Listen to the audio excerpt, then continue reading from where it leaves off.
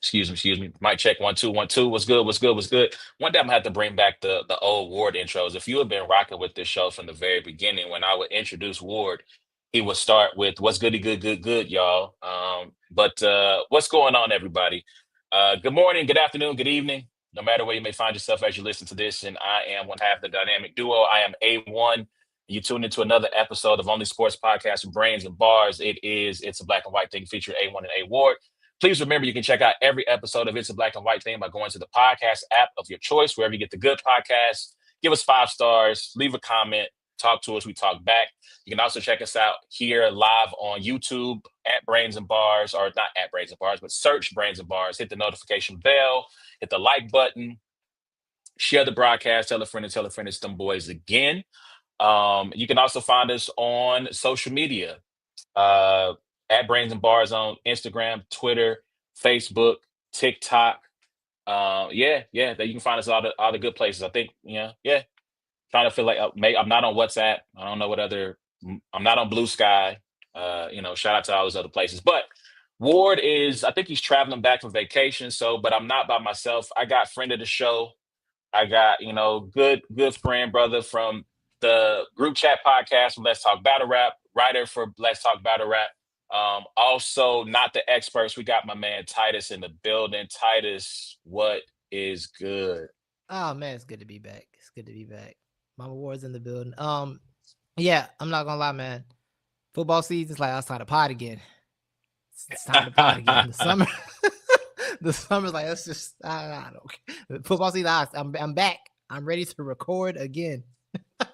Yeah. Football season is kind of like the start of me like saying, okay, I have all these grand designs and ideas of what I want to do.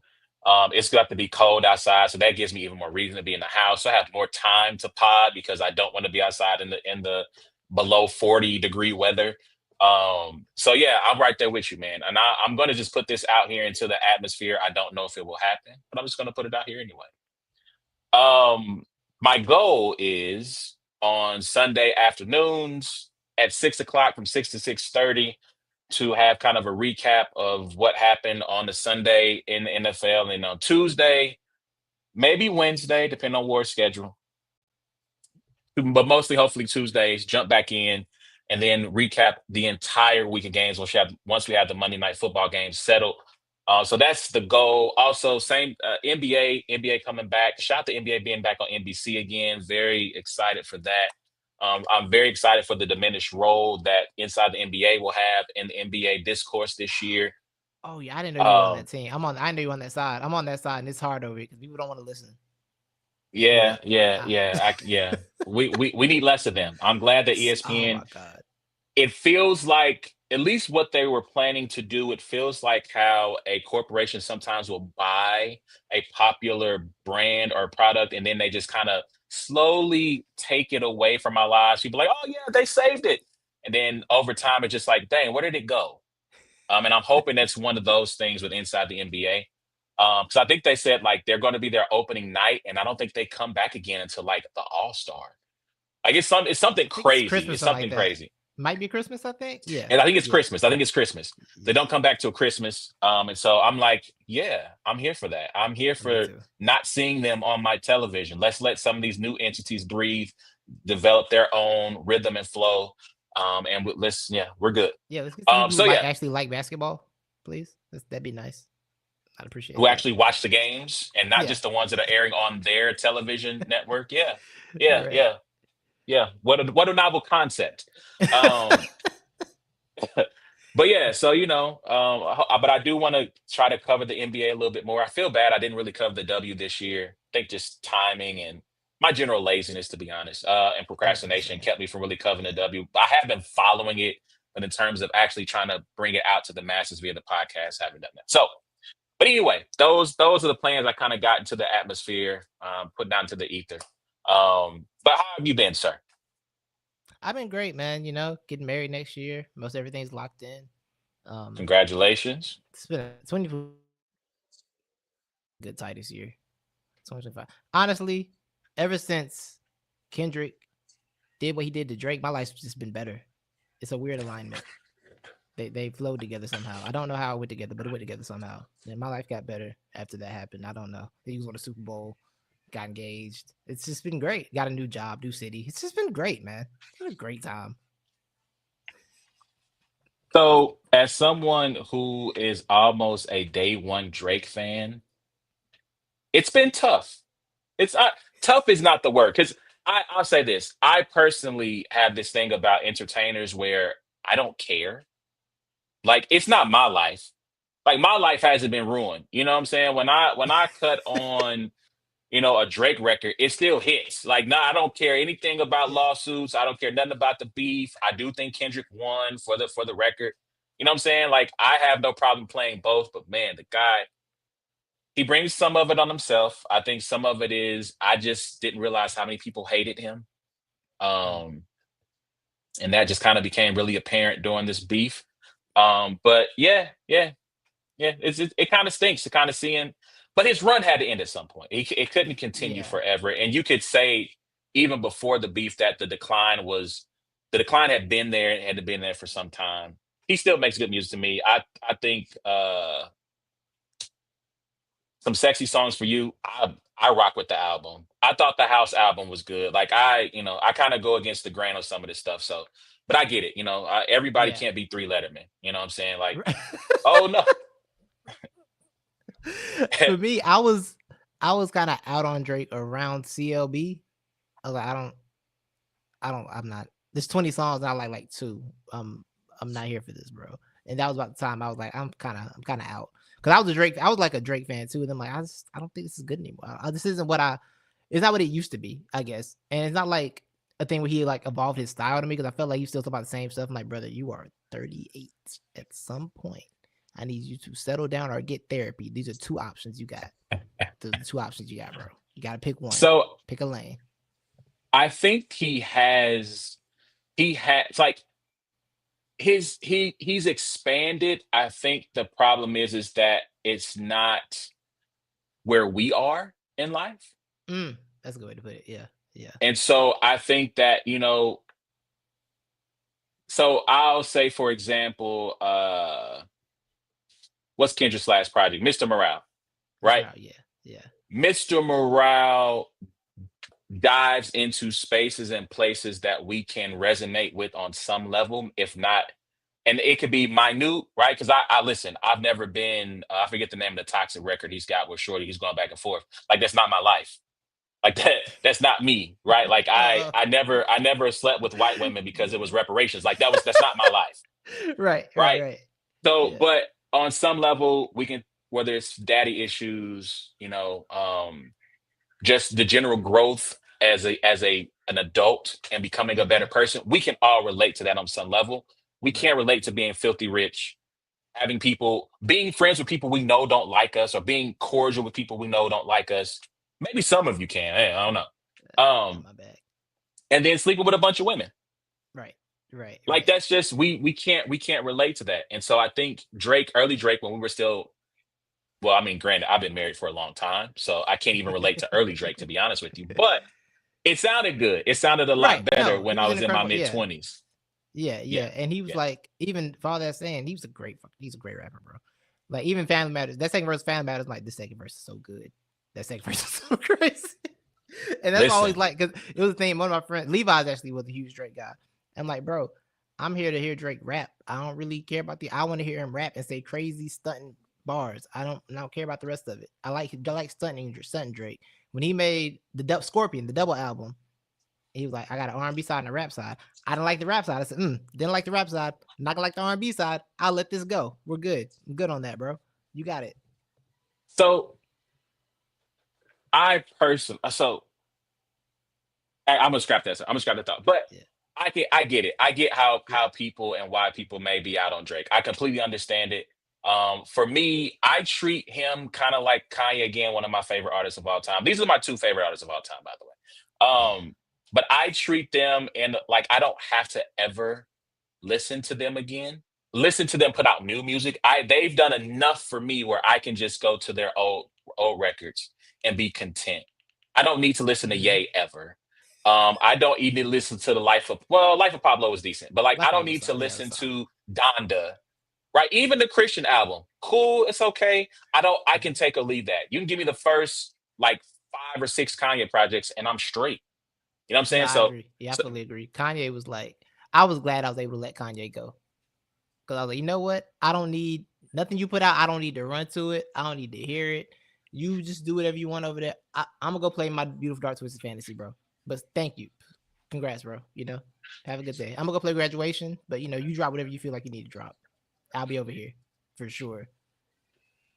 yeah, yeah, yeah. But So I mean, yeah, but we could that we didn't plan on going there, but this is yeah, how that's our the side. That conversations was good go. too. We just kind of it flows, right? But Yeah. I want to get into. We got a couple things we want to talk about tonight. We're going to talk briefly about TBL's Bulletproof going down this weekend. Shout out to Chilla Jones, Kenny, the whole team with TBL. Obviously, the main event, Hitman Holla versus Murder Mook, one of the biggest battles in battle rap history. We also want to talk about a little bit of college football, a little bit of pro football, and just whatever else, like we just did here. We just riffed for about 10 minutes on Drake and Kanye and Kendrick. So, but the first thing I want to ask before we get into all of that is I want to present this scenario, and I want to get your thoughts on it because I ended up asking a bunch of people in the group chat this Okay. question too. So I was in out of town on business, flying back home. I've been gone for 3 days. My flight was leaving around 3 o'clock. I would have landed it's about Minneapolis to Kansas City, about an hour and a half flight round trip. Um, and so at about 2 o'clock, the attendant gets on the screen and says, "Hey, we've oversold the flight.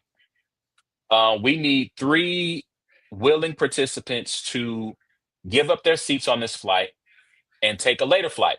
Now, the later flight was like 9:40 departure. I think 11:15 was when you would land, right? And so they said, if you do so, we'll give you a $500 gift card, not a voucher for a future flight with Delta, a Visa, City, MasterCard, whatever, a gift card starting at $500. Now, I will give you this bit of context. Nobody moved when she offered that $500. No, she said, if you want to take advantage of this, come to the counter, see me, we'll work it all out.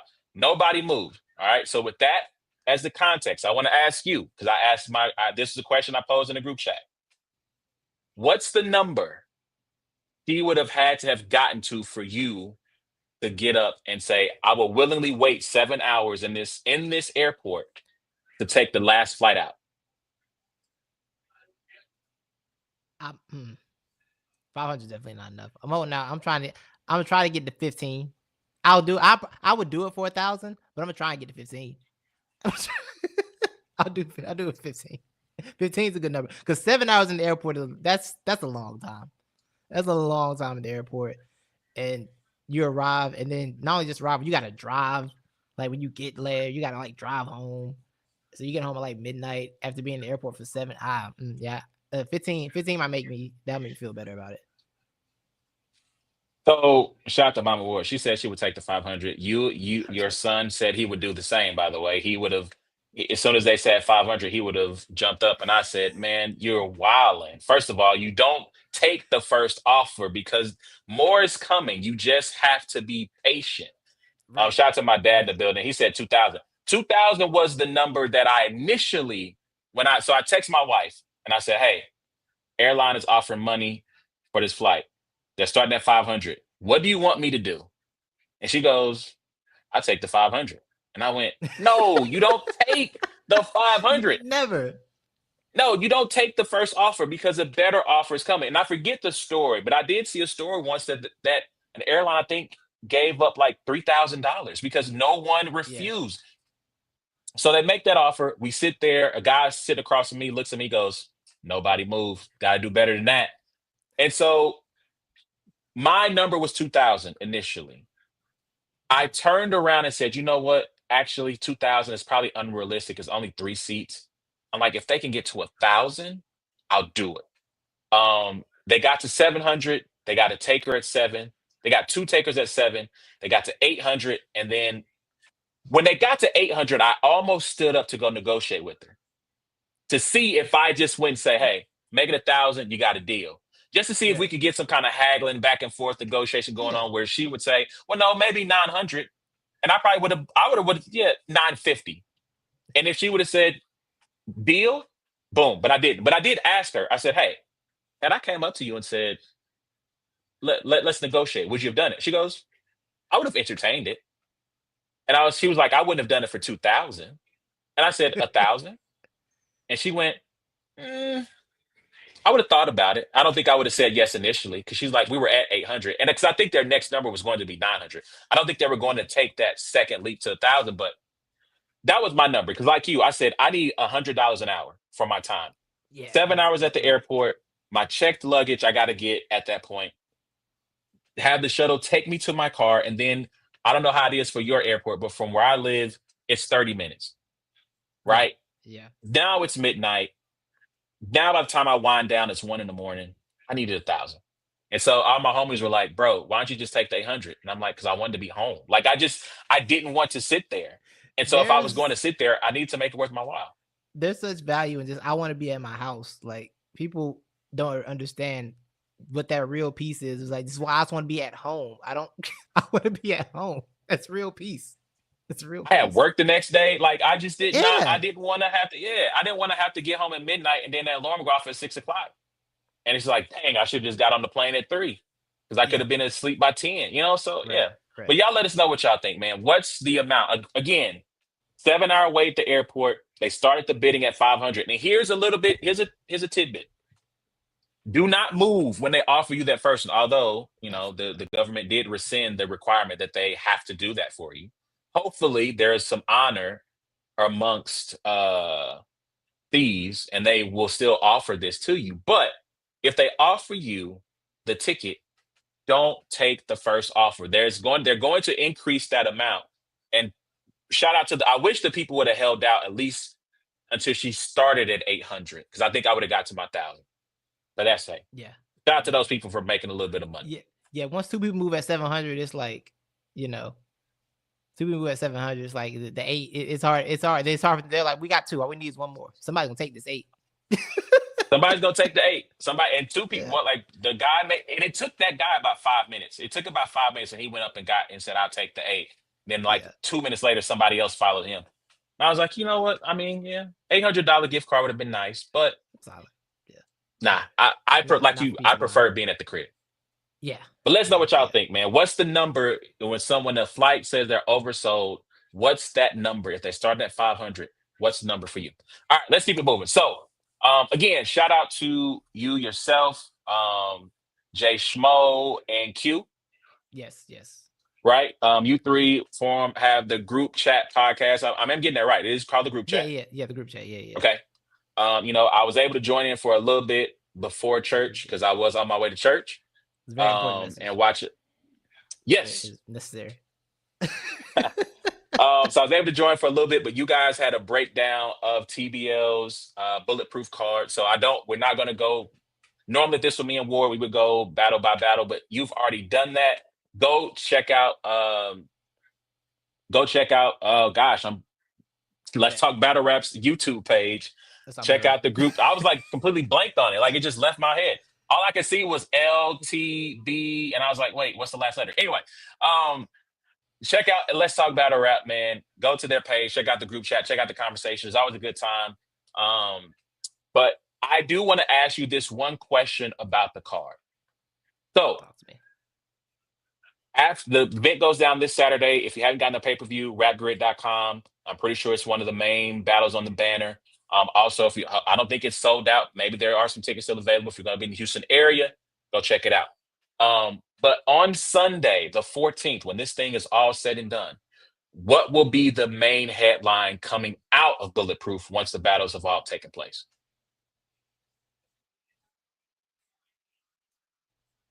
Hitman Holla submits his place as the GOAT. Oh! So I did not get a chance to hear the discussion. So you got Holla. I do. Or you? I've had about a year and a half campaign of ever since the Lux Holla thing happened in the space that when he made Lux Battle Nitty. I've been on a campaign of whatever Harlem Legend Hitman gets first is losing. Which it doesn't matter which one they're losing. He's got a lot to say. Interesting. the most modern self-made superstar versus the DVD guys who are great in their own right, but also didn't reach the real life heights that Hitman reached. He has a lot to say. There's a lot to be said here. Interesting. Okay, okay. Yeah, I my I had it's not quite yours, right? Because I think Mhm. Mook is going to win. I think sober Mook is very interesting.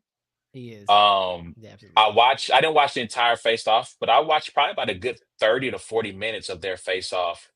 And I think a sober minded Mook was very interesting to watch. Very Remind me to tell calm, you a very story about that when we go off air. composed. Okay. Yeah. Very calm, cool, collected. And I think shout to Mama Ward. Really, is my mic on? This will look better on camera. I mean, listen, I think that it's going to be tough for Hala to. You can't talk about visibility because Mook, even though he doesn't have the catalog of battles like Hala, he's just as visible. Maybe you can talk money. Maybe you can talk a little bit of money talk. I'm not sure what else you can talk to him because Mook is considered one of the GOATs. So even though Hala might be a modern day GOAT, modern era GOAT, Mook is considered a GOAT. When people talk For about sure. battle rappers and who's their favorites and who they like to watch, one of the first things they get into is Murder Mook. Murder Mook is Lux, Mook. You might get some Surf, Twerk, Nitty. You get Goods, you get Cal, but that name Mhm. is consistently one of the ones. So he can't use the angle of you're not really battle rap one because I mean, granted, you can use any angle, but It will be as Verb a already, yeah. yeah, Verb already hit on that angle in their battle, and to some degree of effectiveness as well on that. And I think Mook has been outside a lot more since that Verb battle, right? I mean, he's battled Twerk, Geechee, Rock, Big K, right? Like he's been outside a little bit more since then. So, but I think my headline is going to be that one is going to be that Hitman Holla earns his respect against the DVD legend. I do think Mook wins Mhm. 2-1, but I think it's going to be debatable in a way to where people are going to have to put more respect on Hitman's name because the thing when people talk about Hitman is performance. Yeah. It's performance, performance, performance. It's not so much on the content itself.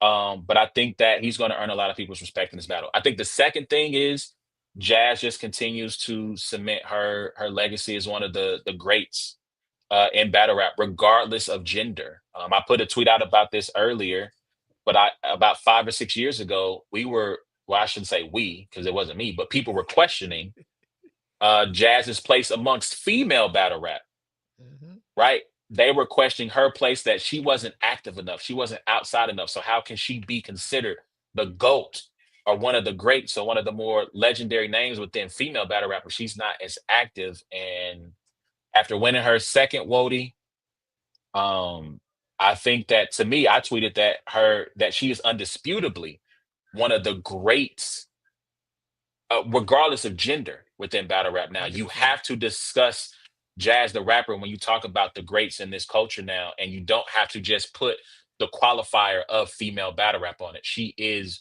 one of the greats. Period. So 100%.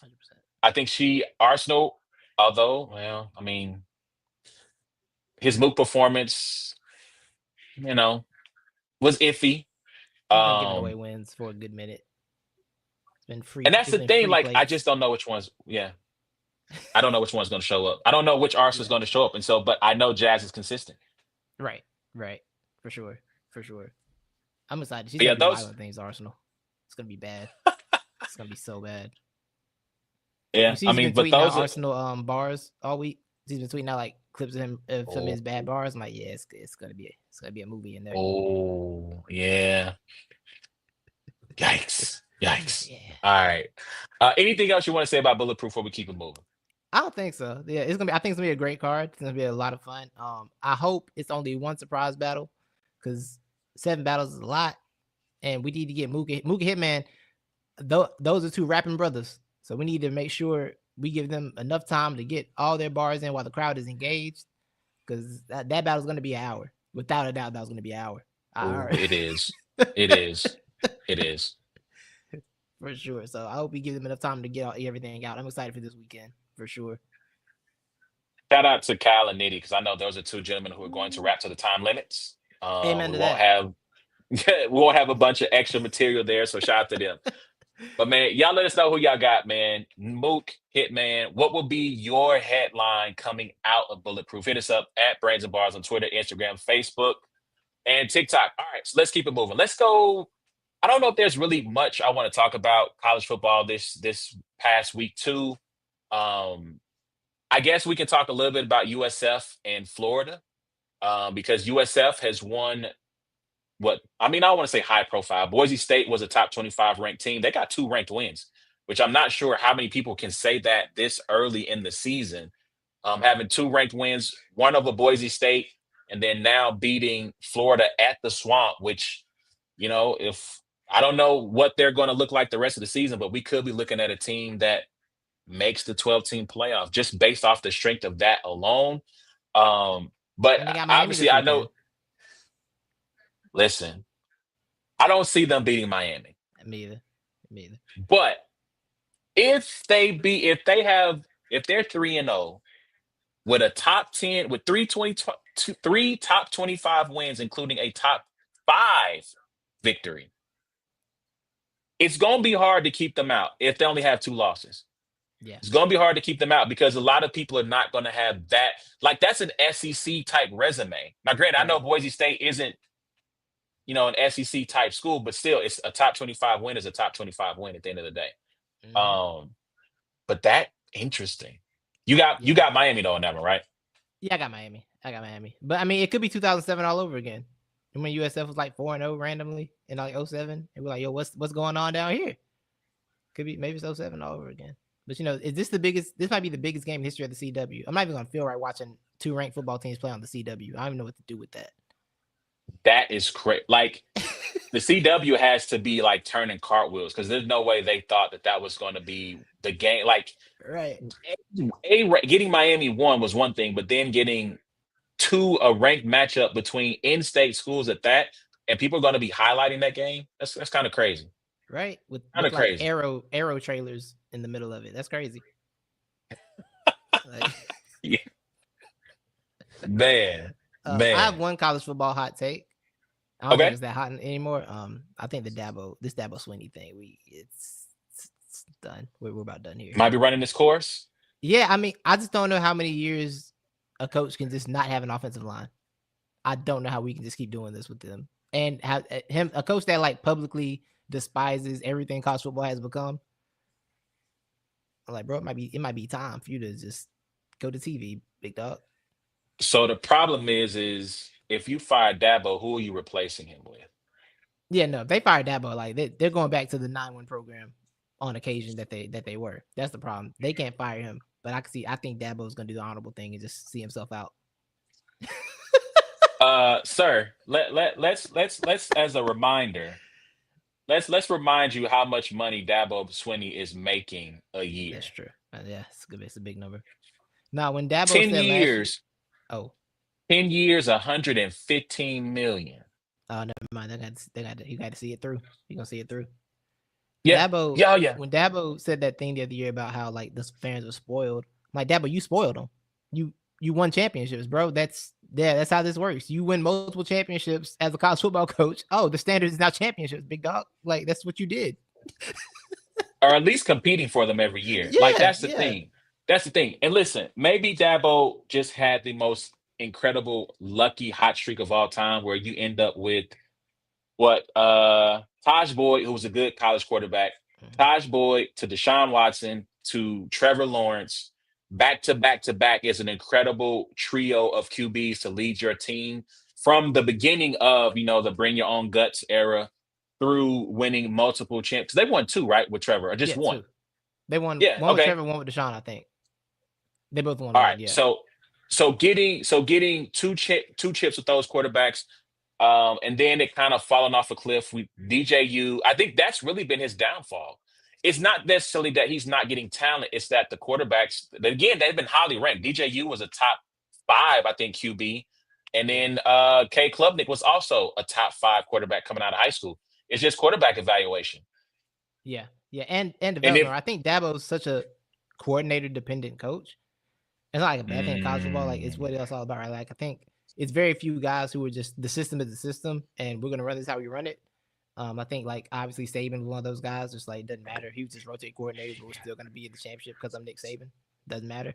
But I think Dabo's so the coordinator dependent. Like the Brent Venables, I forgot what the OC was, right? But like all that stuff fell off a cliff around the same time. And it has not been the same at all. yeah, and I think he's got Lincoln Riley's younger brother there now, as OC. I Oh, don't know who the yeah. DC is.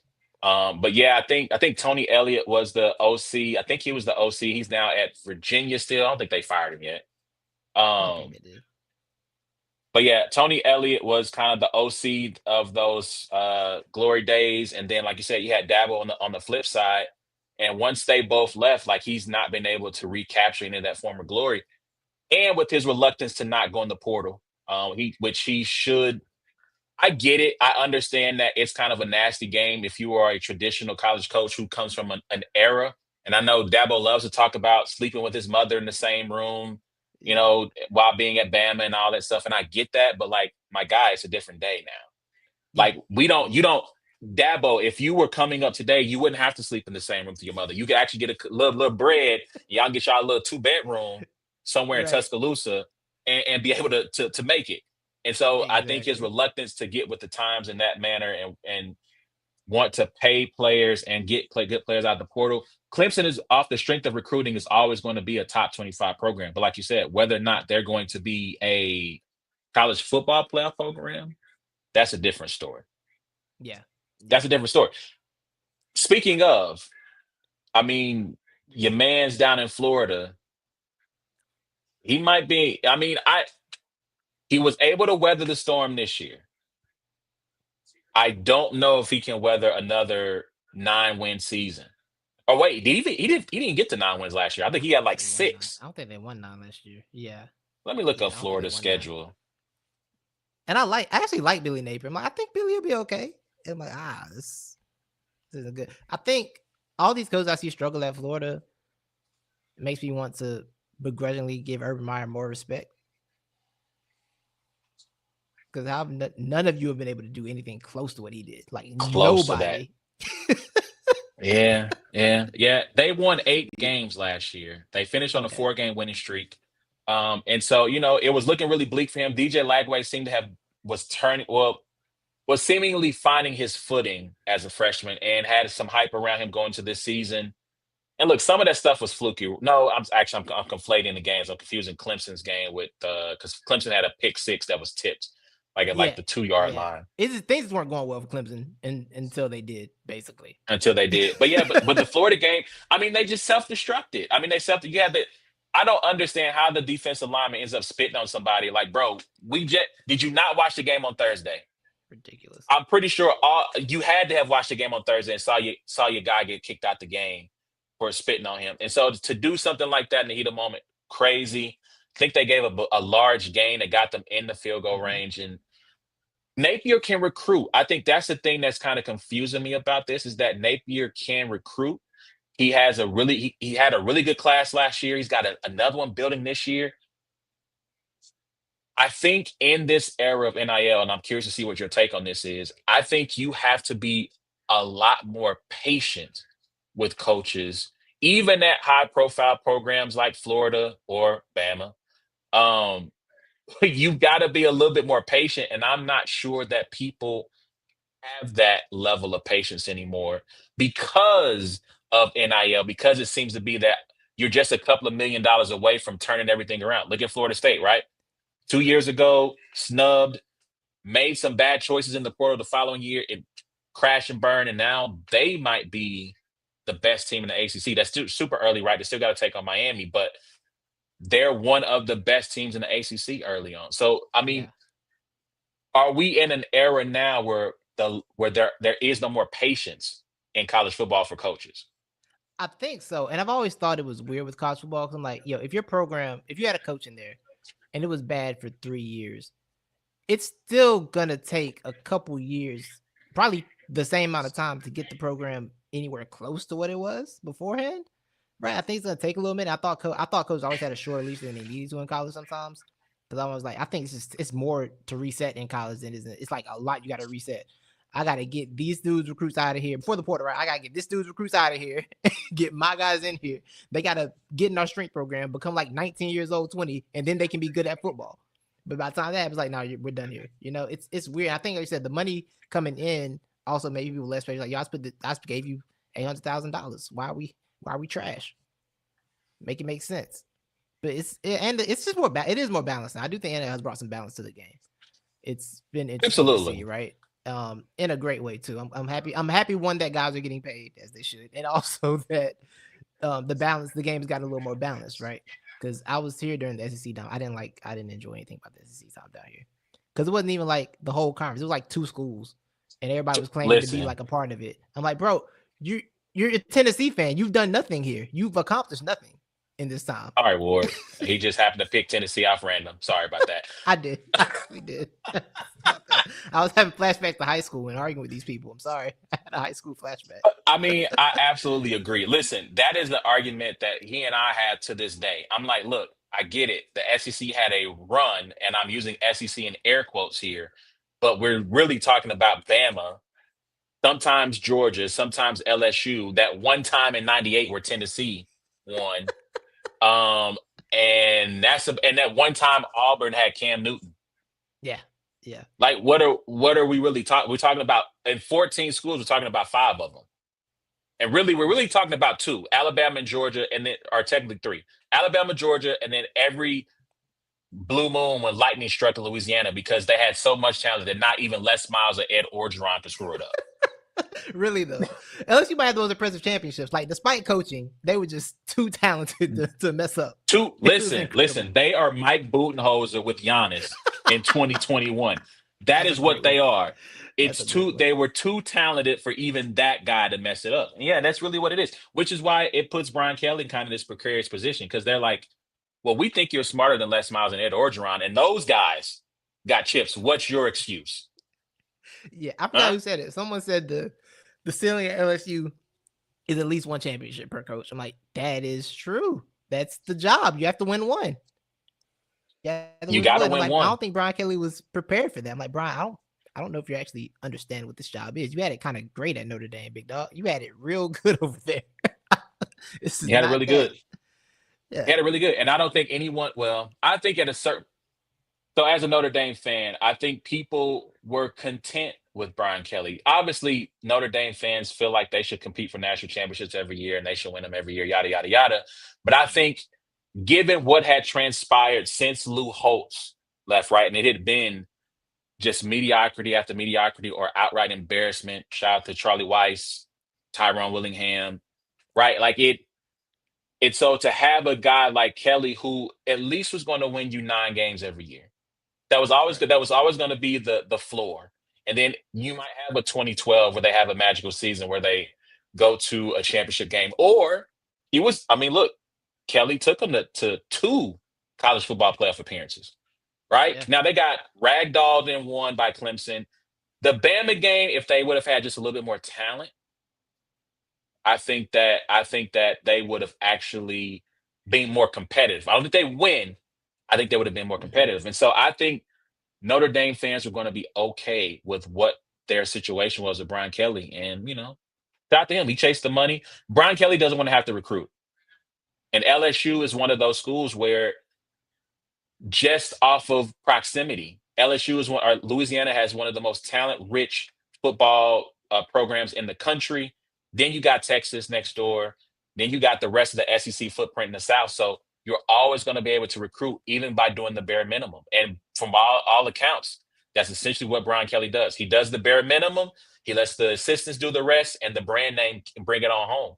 Which, hey, if that works for him, okay. But you got to produce. You got to ultimately get get people in there. So we'll see what happens. But let's turn the page not from college football, but let's just look at some of the notable games that's going down this weekend. So speaking of Brian Yes. Kelly, they go to Florida. This is a night game at the Swamp on ABC.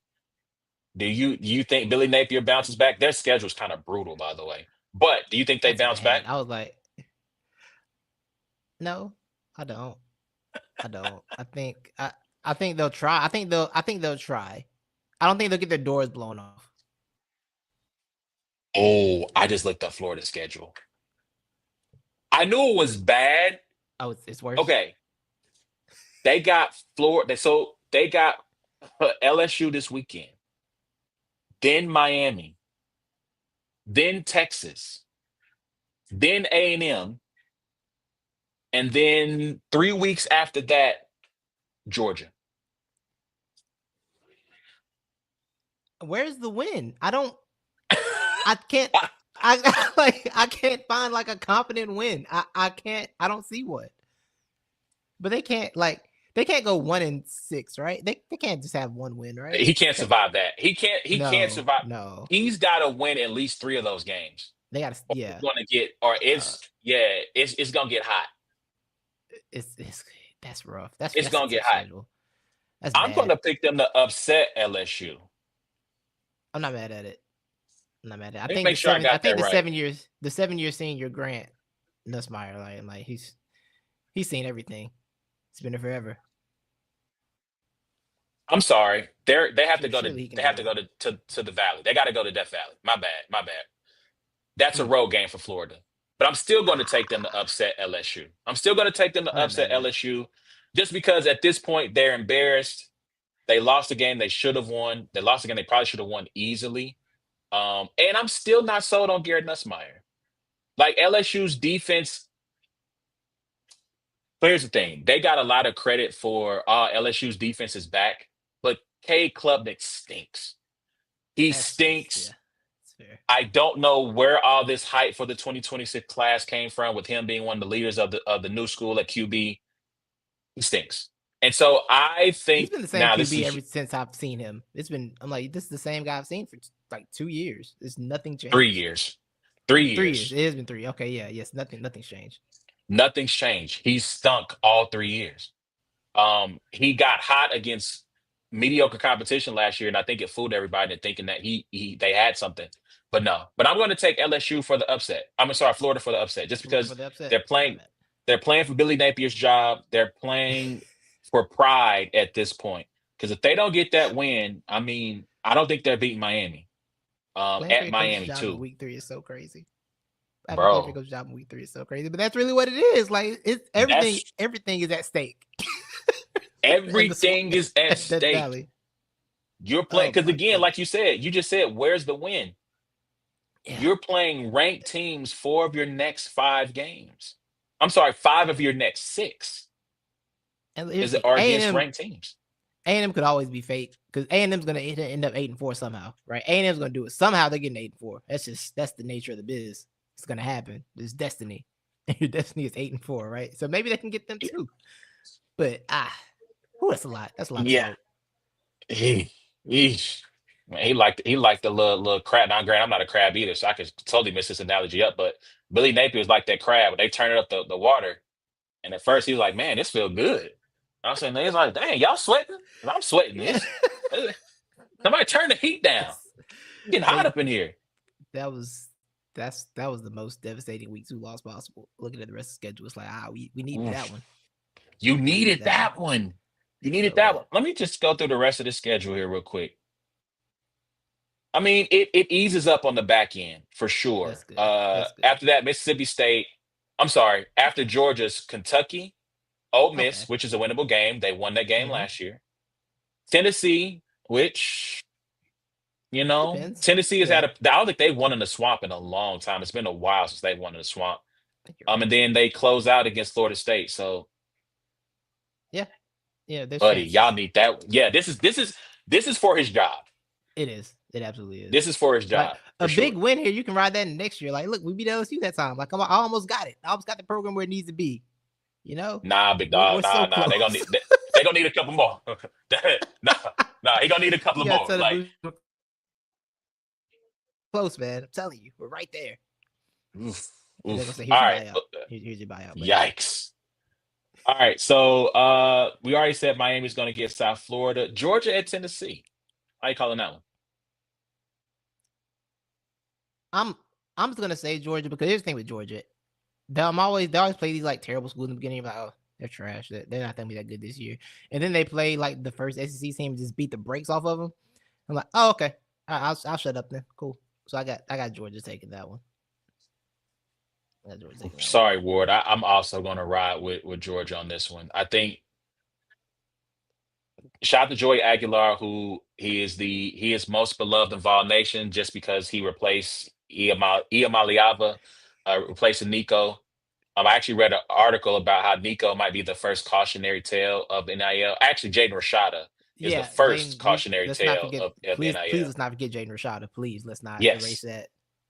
But I think Nico might be the first cautionary tale of when you get the bag, don't jeopardize the bag by being greedy.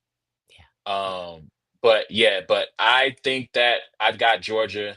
I think they just might be a little bit more talented than Tennessee, even though this is on the road. Let's see what else we got on the schedule.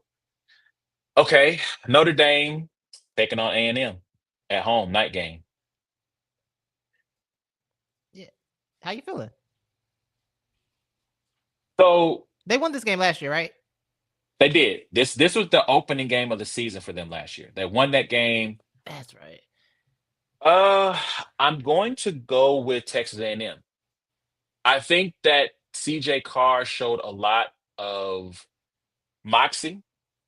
He showed that they have a bright future, but he is still a first-time starter.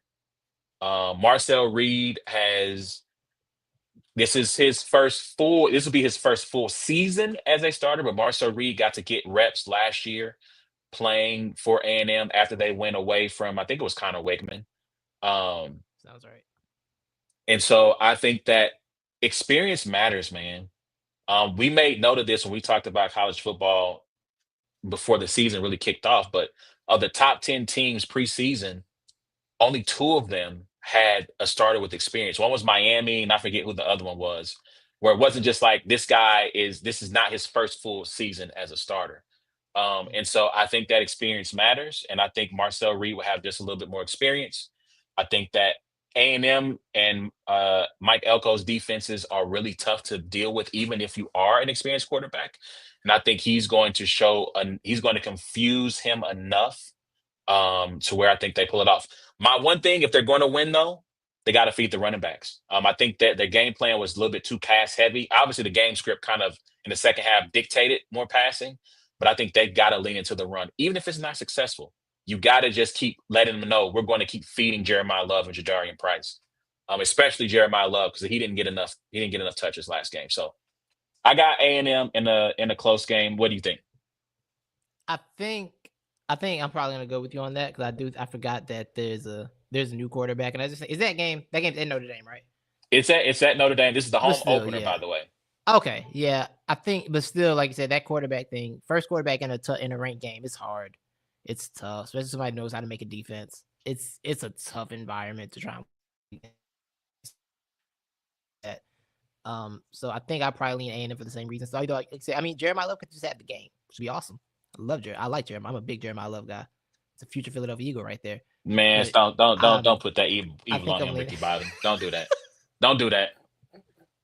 Listen, I don't want to have to hate that young man. I want to be able to watch him play in the NFL with joy. Just come Seattle, through. Just come through, man. Philly, absolutely not. Like I might break something if he ends up in a Seattle or a Philly uniform. What's wrong? Oh, what's wrong? See, I forgot. Yeah, I remember now. I remember now. Yeah, yeah. Seattle be Bums. wrong, but like, come on, man. Like, come on. Yeah. Yeah, I already got Saquon. Get Will the, Shipley is nice. You but just went and got Tank Bigsby. we did. Look, Tank Bigsby's from my hometown, actually. Oh, 706. that's We're what's going to up. stand up. Yeah. I'm happy. That was cool. It was cool for him. But just yeah. How many more years? He got 1 more year, or 2 more years. Jeremiah Love. This is his last year. I don't think he's coming back. I mean, he's a Oh, okay. junior. I thought he had 2 more years. Okay, I'll let it go then. All right. Nope. He's a junior. So I am my argument's gonna definitely be interested. Saquon's gonna be on the downslope. We gotta get his replacement in here. Nah, y'all good. Yeah. Y'all good. Y'all got Tank. Another year. Y'all gave him two draft picks to go get it. To go a fifth and return a kicks. sixth. Okay.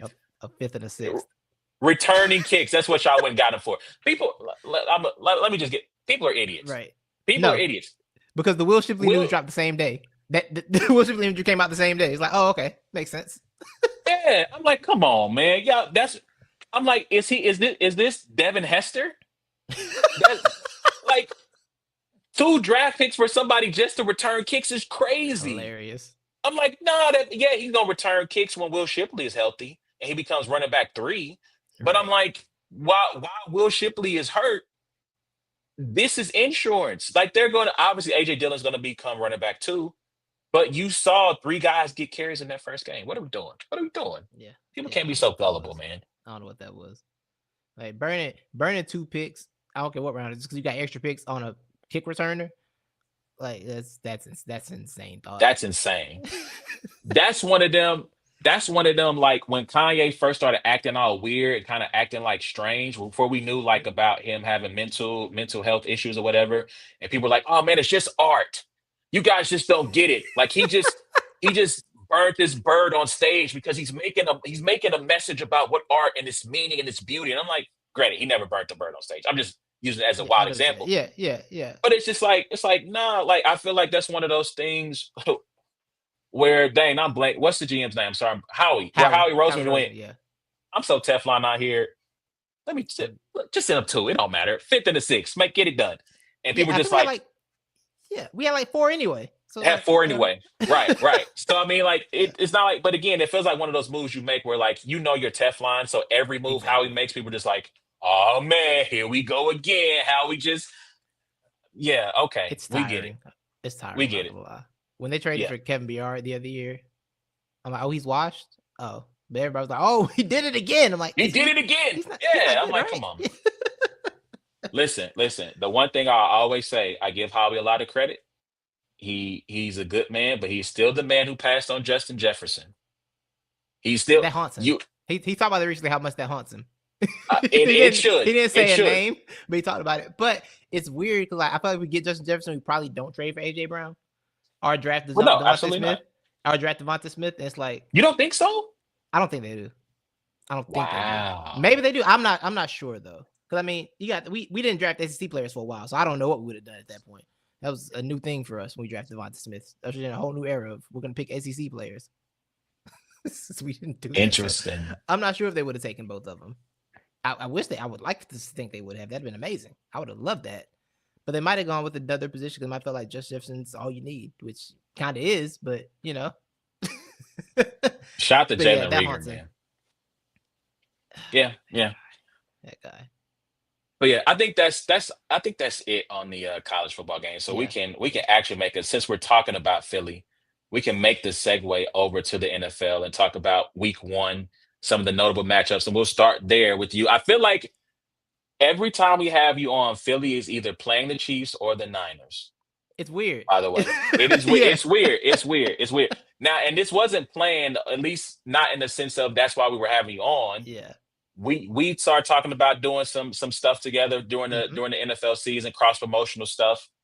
And what I'm saying, Ward, like he's calm before the storm. He's out here traveling the world doing this thing before the battle, is coming up or whatever. So I told him, I said, well, but I might hit up Titus and just see if he can jump on tonight if we can't link up on Wednesday. And so yeah, it just ended up happening that way. But let's start with your reaction when, as we are waiting for this game to start, and all of a sudden we get what's going on here? Personal foul, whatever, number 98 has been ejected from the game. What is your response when, before even a snap has happened, your all pro interior lineman is being I thrown was out of the game? so I was actually there's a Eagles whole like place a restaurant down here. It's like a pizza place, and they do Mhm. the Eagles game. It's a big party and everything. So we went there for the game. Like we'll go there for opening night, watch the rest of them at home. We'll go there opening night. That'd be fun. So I didn't hear anything. So I see Jalen Carter. And I see Unsportsmanlike. I'm like, I don't see what happened. Like, yo, what did he say to that man? What did he say to him to get as unsportsmanlike? And then they show the replay. I'm like, oh no, we can't do You that. can't And do you know that. me, like I'll make jokes about defending Eagles players through a lot of stuff. Spitting on a human, like I got nothing for you, bro. You gotta go, big dog. Why would you? That's elite stupidity. Like, why would you? The game's not started yet. A man is on the ground with a torn ACL, and you you take the time to be like, yo, it's time to let me go spit on this dude real quick. And And then the second video came out, the Zapruder film Oh, of Dak oh. spitting in his direction. All right. He didn't spit on him, but I gotta say, I wouldn't like nobody spitting in my direction. Personally. I wouldn't appreciate it. Don't look at me talking to me and then spit in a forward motion towards me. I don't like that. That's weird. I'm not now. Here's the thing. I'm not gonna spit back. I'm gonna be like, don't do that again. Let's aim that somewhere else. Like, let's not do that again. Okay. That's how I'm gonna handle it. So why he went to the spit directly on him? Like, brother, please, we can't do that. But the good thing is he did it so early in the game that they were like, it's a 1-game suspension, but you already got suspended 1 game, so it's cool. You missed the game already. But no, that alone is like, I'm like, this is why I don't want to give Jalen Carter money, even though as good as he is. I'm terrified to give that man money. I am so scared. I mean, the impulse control. Yeah. Because again, like you said, here's the thing that boggles my mind. You play a violent sport. You, sir, play a position in which you get to inflict pain, not only on the people protecting him, but also on Dak himself. So you know what you could have done? You could have beaten one of those linemen one-on-one and just ran and got a free shot. And you know what? Yeah. Your coach Sirianni probably would have been mad about it, but he probably would have forgiven you if you would have taken an extra step or two and actually knocked the sonic rings out of Dak after he had released the pass. Yeah. You that was if you wanted to get back at him for spitting at you, you could have knocked him senseless, stood over him and said, "Spit at me again, and it's gonna be worse the next time." So simple. It was so simple. But instead, you decided to walk up to him and say, "You know what? You gonna spit at me? I got something for you." And just Ridiculous.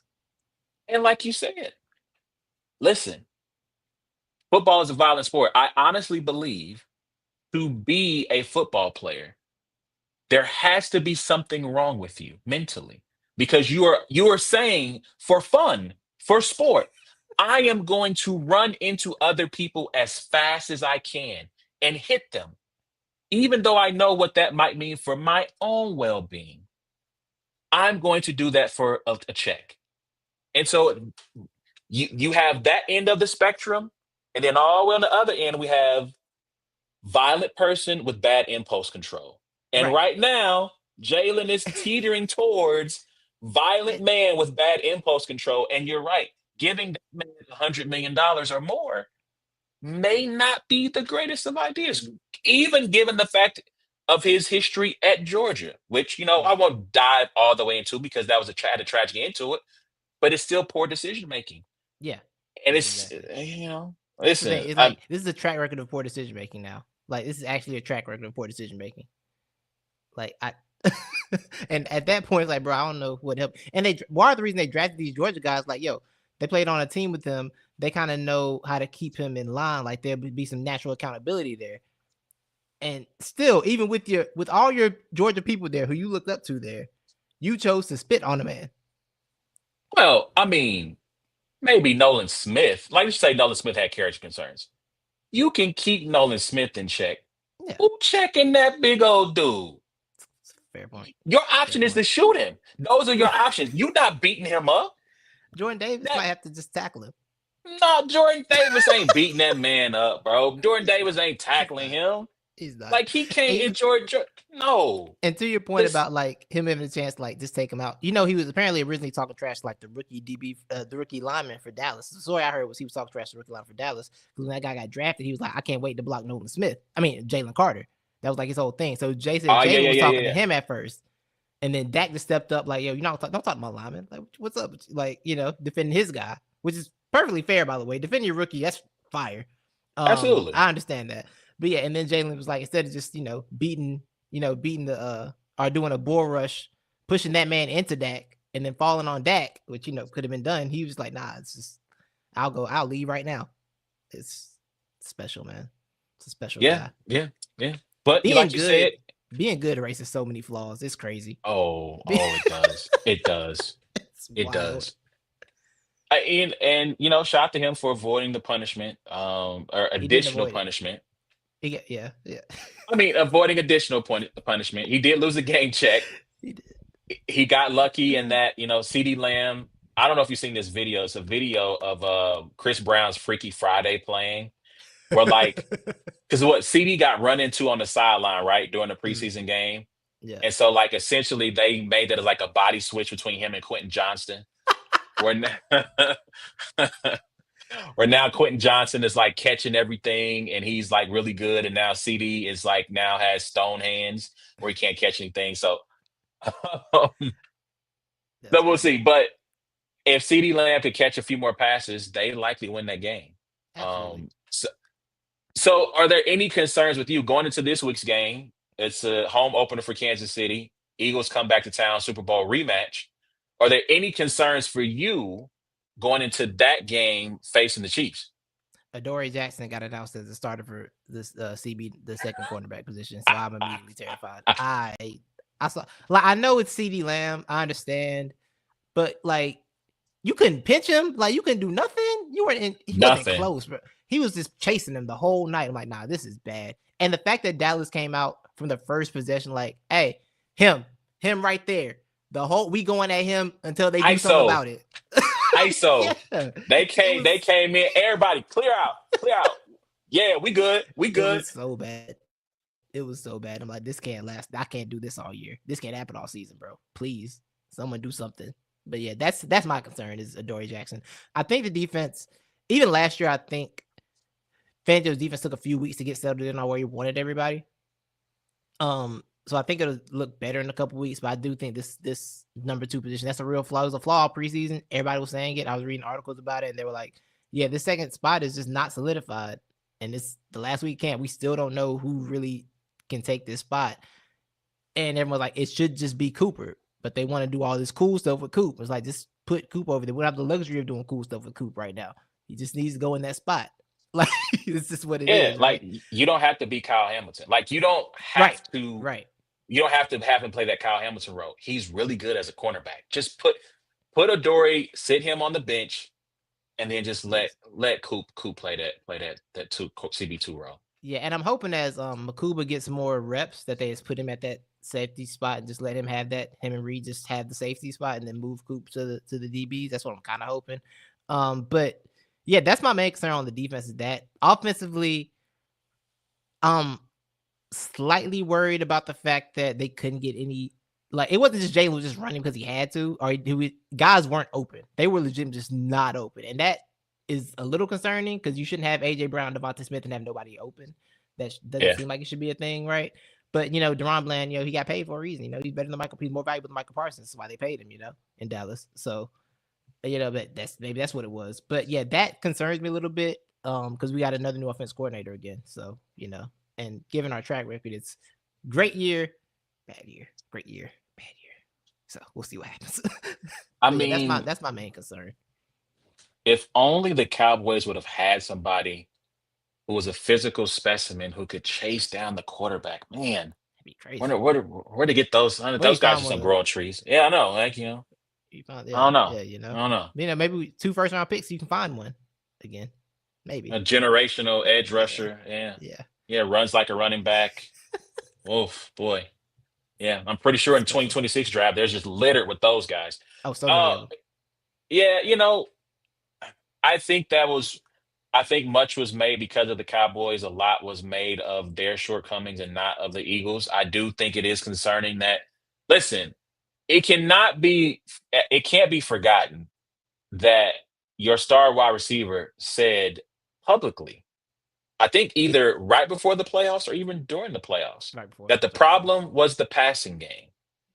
This happened Yeah. in season, not off season, not during OTAs, not during preseason where people were like, what's going on? This happened in the game where he was questioning your quarterback about the passing game. Have And you ever heard so his defense when he came back the next day to talk about that being a thing?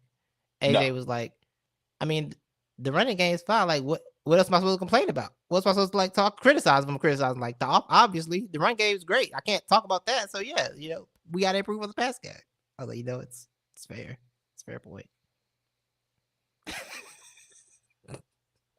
I mean, it's one of those things that sounds so idiotic, but it's the Alonzo Mourning meme, right? You just Yeah, like, Yeah, it's like Yeah. Okay. no. That kind of makes What sense. made the whole thing worse was Brandon Graham going on his radio appearance and being like, "Yeah, him and Jalen and AJ were cool, and this is not like that anymore." I'm like, "Why? What are you doing?" Listen, Like, dog. Listen. Word to Micah Parsons. Everybody don't need a podcast. I promise you, they don't. I promise Everybody, you. and I'm speaking in general about professional athletes. Everybody Yeah, don't need to have. Every professional athlete does not need to be sitting down. Word to podcast P. Everybody don't need to be sitting in front of a camera at all times. Um, which random? This is a random aside. Did you see the clip of Isaiah saying that KD saved Draymond, Clay, and Steph's career? I.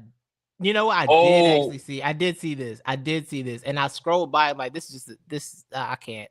I can't do this with you no. guys. So no, no, no. I'm going to send it to you. You got to watch it Okay, because please, like please do. Isaiah says to him, like, this is a compliment to y'all, right? Like he starts off, he prefaces the comment by saying, this is a compliment to the three of you guys. But he's like, if it wasn't for KD, y'all legacy would look a whole lot different. I'm just like, wait, is the compliment in the room with us? What is happening right now? Like, What what? you didn't compliment that man at all. You actually just took the back of your hand and slapped the taste out of his For mouth real. with this comment about KD saving the legacy. But I'm sorry, I didn't mean to rabbit you. I It's just thought fine. about Yeah, people having that's podcasts. insane. Anyway, Yeah, yeah, um, I think that as it relates, I do think that the lack of a downfield passing attack is a concern. Um, I think you can tell me if I'm wrong. I feel like the Eagles this year might be making a little bit more of an effort to not run Saquon Barkley or not between passing and running, not have him touch the ball almost 400 times a season. I think Will Shipley got a lot of burn before he got hurt. Or was seeing it yeah, maybe not touches, but he was seeing more snaps than they probably did at any point last year with the healthy Saquon. And so if you're going to try to utilize more running backs, you got to be able to pass the ball. Now, I think the good thing for them is I think this Chiefs defense is a defense that can be had. This year, they don't. It's early, right? And I think they got a lot of young guys in that secondary. Obviously, they got McDuffie, but then it's a bunch of question marks across the board. You got, new safeties. You got non-solidified cornerback twos, and you got a pass rush that can't seem to get home right now. The only way they got pressure on Herbert on Friday was to send extra help, and I feel like the mm, Cowboys were semi-successful at playing good contain early on. I think once yeah. they finally broke through, then they lost contain, and then that's what allowed Jalen to get out. And I think you have to credit the Cowboys back half for covering, right? For covering well. I just don't see that for Kansas City. Um, I'm going to say this about the Chiefs because there's already talk about, man, the offense and it's already hand wringing and can we get Tyreek back? And let me just say this because I had a good conversation about this in the group chat. The Tyreek that left Kansas City will not be the Tyreek that walks back in this door. No. Um, Life has been smacking Tyreek Hill around since he left Kansas City, including the new reports that have come out today from his ex-wife.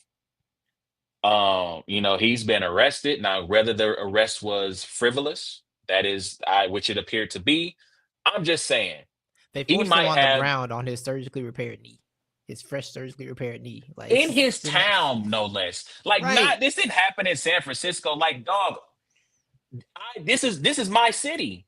right. Like, do you not watch football? Do you not know? Like, I honestly think the "Do you know who I am" thing is kind of a lame defense of sorts. But no, seriously, it's Sunday. Yeah, Do you know who I am? for real though. Like, I get it. It's Miami. There's always somebody For real. famous down here. But no, for real, Google me, please, please. But he has the CTE of life right now. Like that, life has handed him CTE, and I don't know if you bring this man back to Kansas City if you're getting the same young man who left here. Because that young man wanted to be paid, and he has been paid twice since then. He's got a little bit of money. How much of it he wasted in, lifestyle choices, we'll Mhm, say that much. mhm. That remains to be seen. But you're not getting the same Tyreek, both physically, mentally. maybe even spiritually, you're not getting the same guy walking through that door. And I don't think it fixes the offense. The problem with the Chiefs offense, in my opinion, and I've been saying this for years, I feel like when we had you on last time, I brought this up. Mhm. They need a better running back. There's a play, and I won't post it because I don't want to get a copyright strike. But shout out to my guy Reese. I know what you're Reese, talking who I about. don't know if he still writes for Airhead Pride or not, but current former Airhead Pride author or contributor. He posted a video of Isaiah Pacheco. He got like a 15-yard gain. And there is a moment in time where if he simply just cuts to the left, he's got his left tackle, who is like about 5 or 10 yards ahead of him, and like one man between him and the end zone. All he has to do is just take it to the left. Easy. And Isaiah Pacheco, when I made that joke about football players running into each other for sport, that seems to be all Isaiah Pacheco does. If it's an A gap, he's running 100 miles an hour to the A gap. It don't matter if the B gap opens up and he's just a quick little hop No, cut no, to that side. No, boss said A gap, we going through the A gap. And Pacheco is if like when you don't really understand blocking assignments, but you're playing Madden, you're like, okay, the run arrow go this way, I just go right there. That's where I'm going, right where the arrow is. ain't no L2, No. ain't no spin move, ain't none of that. It is we hit that burst, Yes. and try to get through that hole before that linebacker closes it. Yes. That is Isaiah, and it's just like I seen people say, "Well, Patrick, we won the Super Bowl without it," and I'm like, "Yeah, because you have one of the five greatest quarterbacks of all time." Like it is one thing when you have that guy. Yes, you can get away with a little bit less, but at a certain point, you got to try to do something to help him. I'll put it to you this way: Yeah. I don't know how often you've been in a luxury car, right? So Mhm. I actually, my wife, because I'm my wife wanted a luxury car. Okay, Uh, and being who I am, I'm like, okay, let's see if we can make this happen. We went to a luxury car dealership and we test drove a luxury car. mm, And I mean, you riding in it, it feel good, it look good. Now, in my day-to-day life, I drive an Impala on my day-to-day life, by the way. So we not balling, don't get it twisted. that's it. So we after we drive that luxury car, the next day we go to a Jeep dealership. And we sitting in, well, I forget was it Durango or something like that. I don't know what it was. It was cool. I'm like, man, these cloth, this not leather, this cloth. This is not made from the finest factory in Italy. This is not Italian stitched leather that my backside resides on right now. Look at this touchscreen. Looks like something from Nintendo 64. What is going on here? My point is once you have experienced quality, going back to just driving a hoopty that gets you from A to B, Mm, it don't hit the same. Chiefs fans, you have been gifted with the finest in European cars. And right now, you're comfortable saying, looking at your running back situation, saying, throw some 26s on it. Like, no, no, no, no. We're not putting dubs on this BMW. We're not putting a spoiler on this Maserati. What are you talking about? right. Yeah, yeah, I'm cool. Yeah, yeah, let's go take it to the Shake Shack. No, we're not taking our Never. fine luxury car to the Shake Shack. Never. No, we have better now. Like, listen, another analogy. We are paper plate people in our house because, even though we have a dishwasher, it's just easier. It's simpler. Simpler life. It's simpler. I'm the same But way. there are certain meals that my wife makes. You would have think she's on Beat Bobby Flay. It's It's plated. It's got garnish. It is Instagram ready. You guys have fine dining and you're putting it on a paper plate with the running back and Isaiah Pacheco. And I don't understand why you don't want better because you are capable of more. And I don't know if Brett Veach is gun shy because he drafted Clyde Edwards-Helaire and it didn't work out in the first round. And so he just said, see, it doesn't work and we're just never going to try again. Yeah. I think also what stings Veach is that immediately after that, DeAndre Swift went. I think the three picks after that, 9 picks after that, Jonathan Taylor went. Ooh. Wow. Yeah, I didn't realize yeah. that. Yeah, yeah. And then, granted, he's been very injury prone, but when he has played, he's been really good. It's J.K. good. Yeah. Dobbins. Yep. Yep. So I don't know if Yeah. that makes him gun shy, but I want better. I mean, I Cam want better Scatterbo for was him. in this. Cam Scatterbo was in this draft. Listen, Ja'Cory. So shout out to my dad. I don't know if my dad is still watching.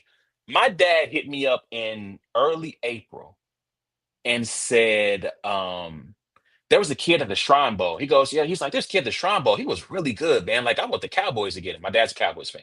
Mm. I want the Cowboys to draft him. And I looked him up. Ja'Cory Krosky Merritt was the kid he was talking about. And all off season, leading up to the draft and after, he goes, man, that kid was good, man. He ranted and raved about this kid. And what, he had 82 yards and a touchdown in his first Yeah. seventh round. So it's not like this. We're not talking. I get it. They weren't going to get Quinshawn Judkins, which maybe they dodged a bullet. They weren't going to get Trevion Henderson or RJ Harvey. But again, let me pull up these other running backs: Ollie Gordon, Devin Neal. I'm just going off the top of my head. Other running Yeah. backs that went in that draft, in this particular draft. Bill Merritt, who just got who like I said just referenced. Um, DJ Gittens out of K State. Like there was just a bunch of guys who I've heard little things about. Caleb Johnson, Basil Tutens, Cam Scatterbo, Woody Marks, Dylan Sampson. I mean, granted, his rushing totals weren't great, but he was really good. Before he got hurt, I heard good things about Jordan James, who's now with San Francisco. I've heard good things about Taj Brooks. Like there are so many running backs, like they're not even trying, right? And people go, well, they went down Brashad Smith. Okay, Brashad Smith is a third down back, respectfully. Sorry. Mm-hmm. Yeah. You know, and Yeah. so to me, Tyreek does not unlock their offense. It's a running back. If you have a running game that they have to respect, it enhances everything around Mahomes because now teams can't just send it too high all the time. And I think you even see this in Philly. Kenneth Gainwell was nice. Miles Sanders is nice. I'm trying to think who was the other running Swift. back you guys. DeAndre Swift. Swift, Very nice. nice. Yeah. But when you get Saquon, it changes everything. For And I'm sure. not saying that they need a top five level running back, but to me, Pacheco is a bottom five running back because he simply does not have vision. If he Right. had vision, you could deal with everything else about Isaiah, but he just lacks it. Right. And so, yeah, I got the Eagles. I got the Chiefs going down 0-2. And man, if they lose this game at home, The it was a storyline's gonna be sad. juicy. Listen, shout out to Mama Ward. We appreciate you. We appreciate you We love sticking you, Mama around, Boy. Mama Ward. For Yeah. sure. But I just my timeline was in shambles after this loss on Friday. If they go down 0-2, especially with their early schedule is Florida like. I think the Mm-hmm. Ravens are in this early part of the season. I think the Bills are in this early part of the season. While Rasheed Rice is on suspension. And Xavier Worthy lost his shoulder. And I mean, he's out indefinitely. I know they basically he said he's day to day, but they Oh, get the yeah. Giants after this week. Hey, So if Russ is still starting, that should be a win. it's a win. Ravens, Jaguars, Lions, and Raiders. So I think the Raiders game is when Rasheed will be back. But still, Okay. Jaguars are not going to be easy. Lions are not going to be easy. Ravens are not going to be easy. And so if you are 2-4 by the time he comes back. I mean, granted, you can still overcome that, but you put yourself in a Bengals like hole that's going to be hard to overcome. Yeah, yeah, for sure. It's interesting to me with them. Surprisingly, we think we're 2-0 against the Chiefs at the Super Bowl. The Yes, Super Bowl they loss. won. Yeah, They we won beat two them on years Monday ago. night. Yeah, on Monday Hmm. night, and then the Super Bowl last year.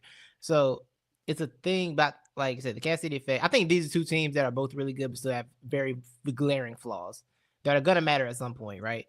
And against each other is the perfect time for them both to matter. Honestly, we'll see how good the Chiefs O line has been fixed. Because I mean, our defensive line isn't as good as it was last year, but I still see Jalen Carter. He's had an extra game to rest, so he produced some pressure there. Um, Vic Fangio just I just believe in him as coordinator, right? So I think he'll have a plan. I think it's gonna be It'll be a tight game in Kansas City. It's gonna be tight, but I think the offense will look better. I think the Adoree Jackson's on the field, so you can't, the Chiefs can do anything. Anything's possible. Listen, But yeah, them going listen. 0-2, I think is better for the storyline. Oh, that's all. And to your Tyreek Hill thing, I don't think getting the old thing back has ever like worked in the NFL. I can't think of any except for like maybe what Deion Branch going back to New England might be it. Maybe Yeah, yeah. it's But this getting is the old but thing this back is is the hard. thing though. The Chiefs love to do this though, right? So I mean, Absolutely, absolutely. they went and got Derek Nottie because they needed to shore up their D line interior. And it's just like, and I asked like, one of my group chats, I'm like, yo, why do they do this? Why do they just keep going back to these same old retreads? Like, well, they're good guys who fit the system and they know they're good character guys. I'm like, okay, but you let them walk for a reason. Like, if that's fine that they're good character guys, but you let those good character guys walk out the door. So obviously you didn't value them enough to keep them, but they're but because you need help on the interior. Listen, I root for a school in college in Notre Dame that self-imposes because of academics. They limit on who they can go get, right? They just can't go get every five-star underneath the sun, which is fine, right? Mhm. But even Notre Dame will take a risk on some kids whose profile may not fit academically, and also who might be character fits, right? Where guys they might have to say, well, we got to make sure we stay on top of this guy to make sure we keep him in line. There's nothing wrong. It's not like Brett Veach doesn't love an open box special. Because I mean, look, he went and got what's the young man from the Giants, Kadarius Tony, right? Yeah, He yeah. has no problem going and get maybe guys who have checkered his histories with their Yeah. organizations, right? It's I not like mean, he's the only he's reason beneath Kareem Hunt, that. the only reason Kareem Hunt had to get traded because you can't have Kareem Hunt and Tyreek Hill on the same team. They were like, that's too much. We can't have both of these guys. One of y'all got to go. We Listen, to this day, I still think they overreacted. I think they should have suspended him. I don't think you had to drop him. I think they should have suspended him without pay. I yeah. don't think the union would have fought that too vigorously. But yeah, yeah. But even with the whole Kareem Hunt, listen, bro, as someone who lives here, they have been crying for Kareem Hunt to come back for years. And I'm like, guys, this isn't 2018 It's Kareem over. Hunt walking through that door. Respectfully, he's Yeah. great for short yardage. He can get you 5 or 8 yards here and there, but he's not breaking no 20, 40, 50 yard runs. So, they just, I mean, listen, my timeline is full of bringing back. They saw Tyreek being frustrated on that sideline, and they said, huh, yeah, come on back home. We miss you, What big dog. about, the thing about that is like Tyreek's personality. Now that he's been somewhere else, do you think he's here for like this rigid, like Chiefs Andy Reid personality? He's dealing with Mike McDaniel for like 5 years. I don't, Listen, I don't I see that going over well. I said the exact same thing. I said, listen, I said Tyreek is like a man who broke up with his first love and he went and lived his life and now he's coming back around. But I'm like, that's not the same man that left you, Oh, Savannah. That's not a good man, it's Savannah. not a good He done seen some things in the last 4 or 5 years, for and he's sure. coming back. I think Tyreek was someone that they were able to keep in line. One, because he hadn't gotten paid yet. Like that part matters a lot. He hadn't gotten Way too paid much. yet. He needed to be on his best behavior because he wanted to get paid. Now, like I said, you've had him like you said, he's been in a space where the locker room isn't as cohesive. He was the big dog, which he was never that in Kansas City. And now you want to bring all of that baggage back into this relationship, thinking that we can make it work. And with a bunch of young, impressionable wide receivers. You already got Rice, who's had a couple of incidents, Jalen Royals, who I think they think highly of, and Xavier Worthy. That's your core of your future right there. You want to bring Tyreek back? Not unless I can get him on paper saying, I'm going to be on my best behavior. Like, Literally, I need right? some assurances, man. You got Yeah. to give me something because I also think he's hunting for one more deal, too. This is, Absolutely. Oh, for he, sure. For sure. I looked at his contract now. There's an out in 2026, which if he is not traded, I fully expect the Dolphins to say restructure or hit the road. And if that happens, he's going to want to get paid.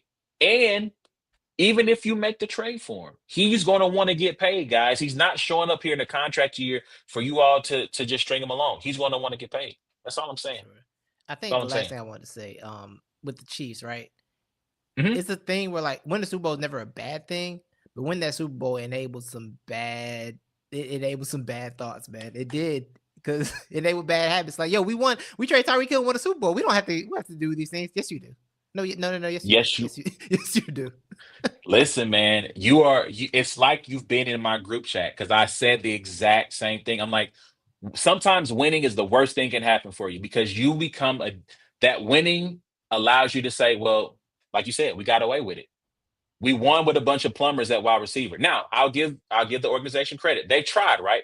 They got Mhm. Worthy, they got Jalen Royals, they got Rasheed Rice. That's a first, a second, and a fourth round pick, respectively, that they've invested over the last 3 years to try to replenish that room. Cool. Veach is always going to make sure the offensive line, he's going to try, Yeah. right? Jawan Taylor's still on the right hand side. You want to talk about Adoree Jackson? He is the Adoree Jackson of the offensive line. Um, to the point to where one of my homies was like, "Well, if I'm Andy, I give Jawan one more week." And I said, "For what?" Yeah. I Like, said, "He's proven he can't be trusted." right. The, it it's one thing to get the false start penalty. It's another thing to jump early and still get beat. Like you're jumping a half a second early when they don't call it, and you're still getting beat off the snap.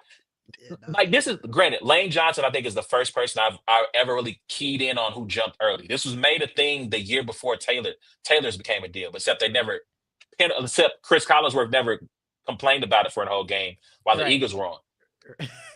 Lane Johnson doesn't get beat. Right. Like Right. you can be mad that he does this, but at least he's cheating and still winning. You're cheating and losing, my guy. Right. Like what the Right. heck? Anyway, Yeah. If Lane Johnson jumps and gets beat, it's like, oh man, is it a wrap? It might be over for my man. It might be time. That's what happened when that happens. dog. If it happens to Jawan Taylor, it is just another second quarter snap. And so they signed Jalen Moore, my guy from the 49ers, to be the backup. Dog, you false starting this game. Come sit next to me, my guy. Yeah. Jalen, grab your helmet. Go in. Like you Yeah. can't have it. You just can't have it. This is his third year. And it's still the same issue. So At certain point, just who you are. At certain point, just who you are. listen, speaking of just who you are, let's talk Mhm. about the Ravens and the Bills. Um, I've seen a bunch of analytics nerds try to make this argument that, well, if you go back and adjust for, last 20 years and look at all the crunch the numbers and carry the two, then what you really find out is that this really isn't just it's just an anomaly. It's not a big deal. Listen, my guy, one time is an anomaly. Two times is a coincidence. Three times it's a trend. Seven times is who you are.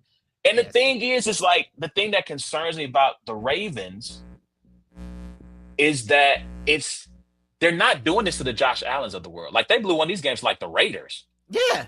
Yeah. Like they're They'll just not do it. Anybody. It can just happen. anybody, anybody. And so Lamar is amazing. I'm giving this is the first my first week. I don't know if you ever heard me talk about this about Madden game coordinators that you need to have a guy who's played 10,000 hours of Madden Yes. sit on your staff to give you advice on when you should go for it or Right. when you should take timeouts because coaches so routinely screw it up. And for John Harbaugh to not go for it on that 4th and 2, when your defense is already giving up 32, it's not like the score was like 17-13. It's like, okay, we Right. got to trust our guys one more time. Josh Allen is he's on a run. He's hot. Yeah. You have one of the best, what you might feel is the best quarterback in the league on your team, and you didn't put the ball in his hands. Matter of fact, you did a end around to Zay Flowers. No respect. Zay Flowers amazing. But you had been killing them with your running back and your quarterback on the ground. I get it. Derrick Henry fumbled. Put it in one of their hands. Let them work, man. Your thoughts to that collapse by the Ravens. That. Well, first, before I get into my thoughts, I have a hilarious story I haven't told anywhere yet. Okay. So my lovely fiance, she's become a football fan based on dating me, obviously. So like she's been watching and she's been invested, and mainly in the Eagles, but she watched the Ravens and Bills game Sunday night, right?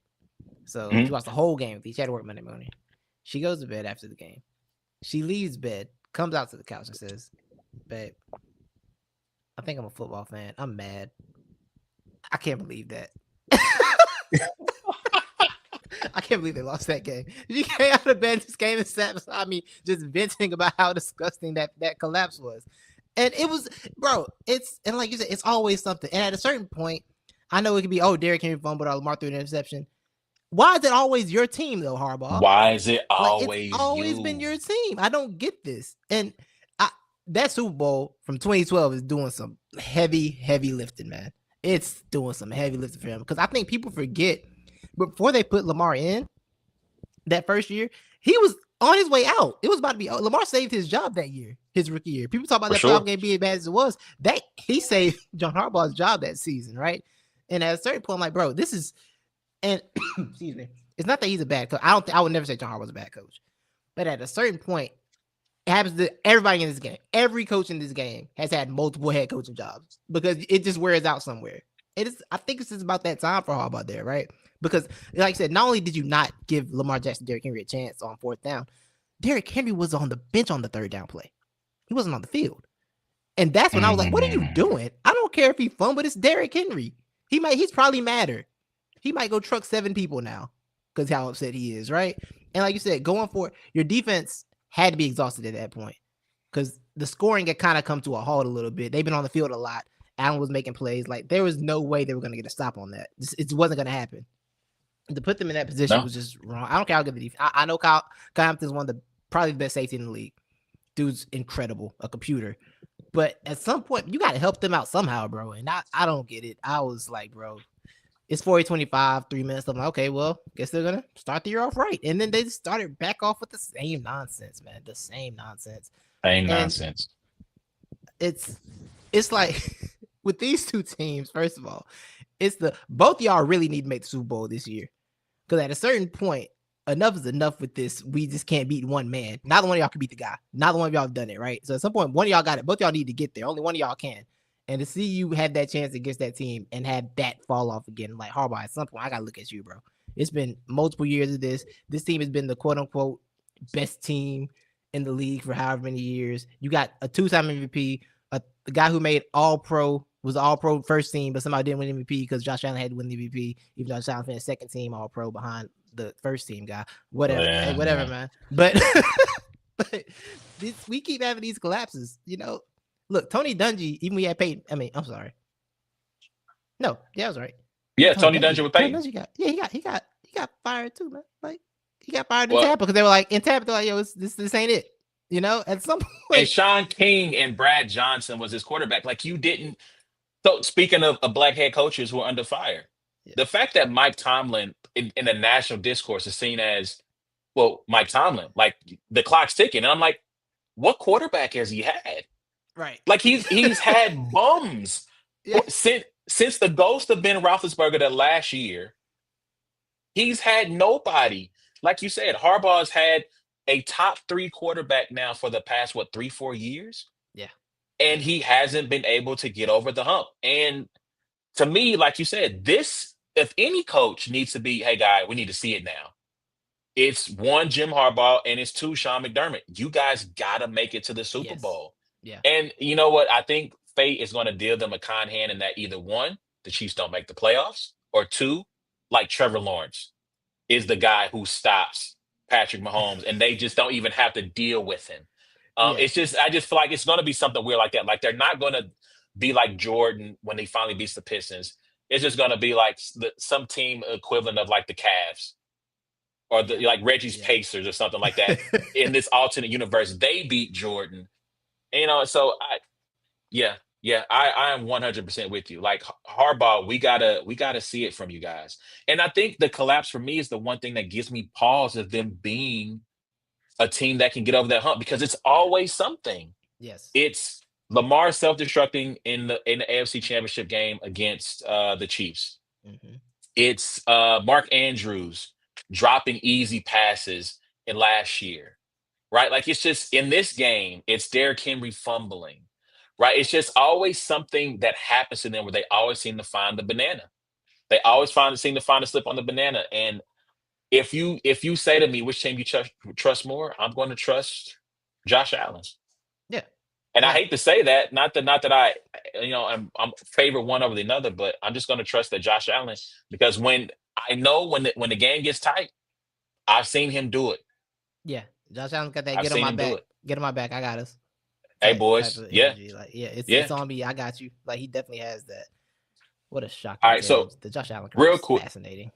I can't believe man, this. I can't believe this is the guy I watched as a rookie. man, man, like that. He complete 180, Yeah. complete 180. But yeah, but let's real quick. Let's go through some of these week 3 Yeah. games. We can call it a night, man, because Yeah. we've been on here for an hour and a half.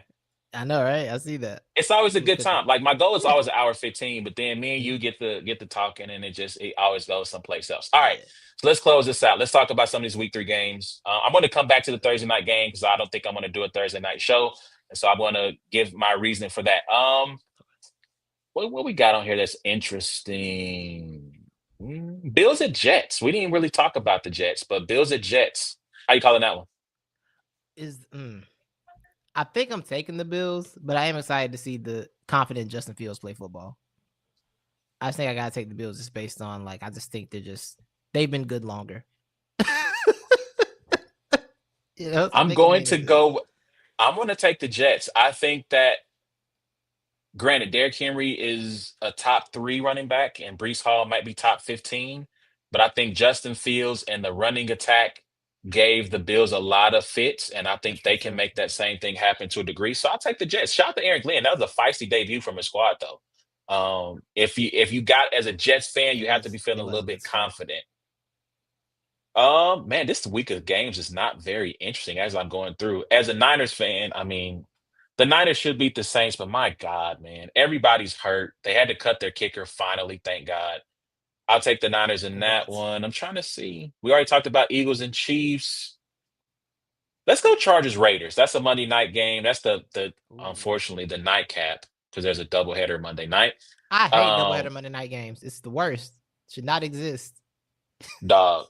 One of these games every year, one of these games does not end up getting watched by me, and it's probably going to be the early game. I'm not going to watch Buccaneers Texans. I- I don't care. yeah.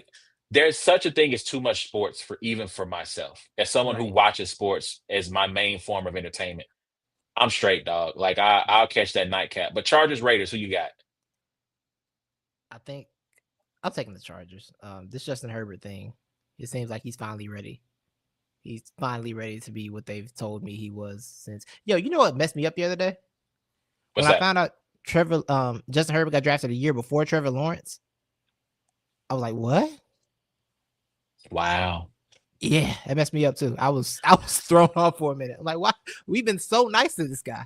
So nice to this guy. We've given him pass after, and I think it's because he plays for the Chargers, right? Like I think Gotta be. the Chargers are kind of like the Cubs, where it's just like they're lovable losers. Like you never Yeah. expect anything from them, and so even when they are good, you expect that they're going to screw it up. I mean, listen, he tricked what they tricked off what a 30, almost a 20 something point lead 27-point to the lead to Jaguars Trevor in the Lawrence. Yeah. playoffs. Yeah. Yeah, yeah. So I mean, like we just expect that to happen to them, and it's Yeah. I one of think those.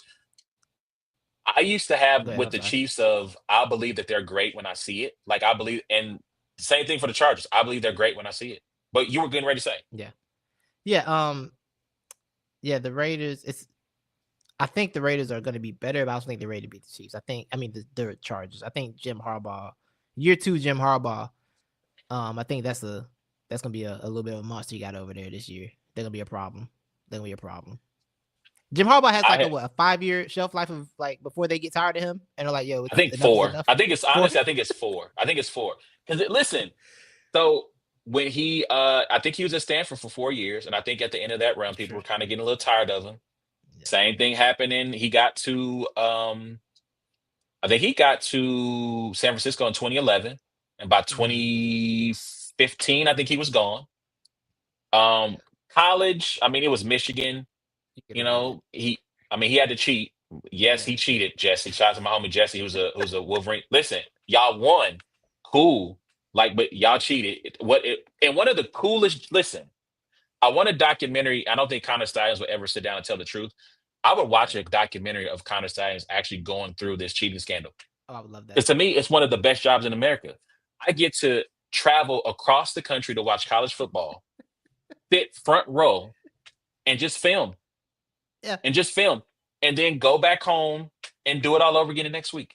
That's a great life for me personally. It As a really is. person That who is a great life. enjoys the tradition and the pageantry of college football more so than the NFL. It's like a Oh tour. man, sign me up. It's like a Listen, when I TV tour. retire, like I will probably send my resume to Notre Dame and say, listen, well, never mind. I'm still married. That's a single man's dream. Never, my bad. My bad.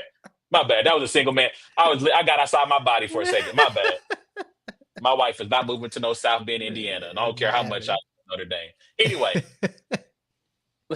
let's see what else we got on this docket, man. Um. Okay, so let's.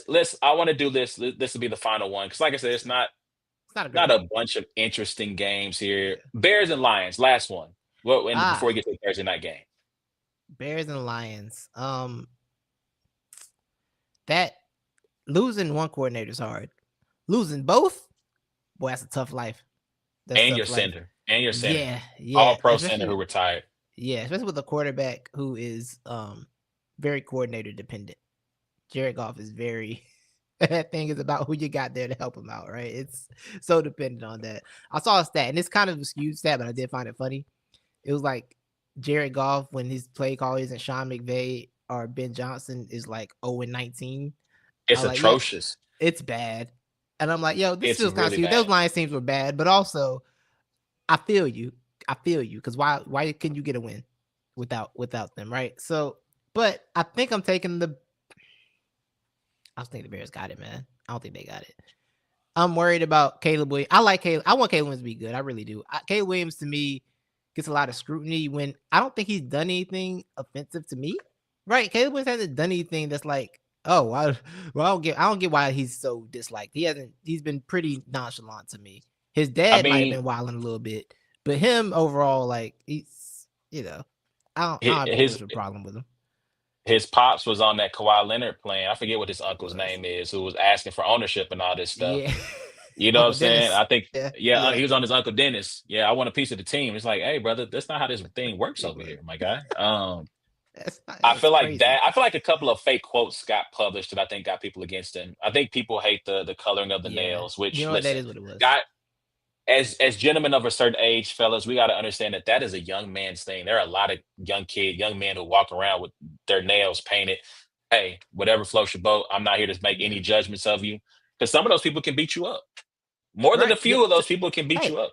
Chuck Liddell used to paint his toenails. Just saying. See, case in point. Case in point. Case in point. But I So think Caleb's confidence. I think Caleb's confidence after that game. I don't think he's gonna be super confident. I think he's already a little wavered, sadly. Um, but I think the Lions probably take this just because I think they're just more talented anyway. I think they're more talented and ready, right? I So I think I think I'm think leaning Lions. I think the Bears get it. I think there's a lot to like in that Oh, first so half from them offensively. I just think they ran out of yeah, gas. JJ McCarthy got hot at the right, and they were missing several key pieces. Jalen Johnson didn't play. that's One of their fair. linebackers didn't play. I think it was Edwards, and then they're missing one other corner.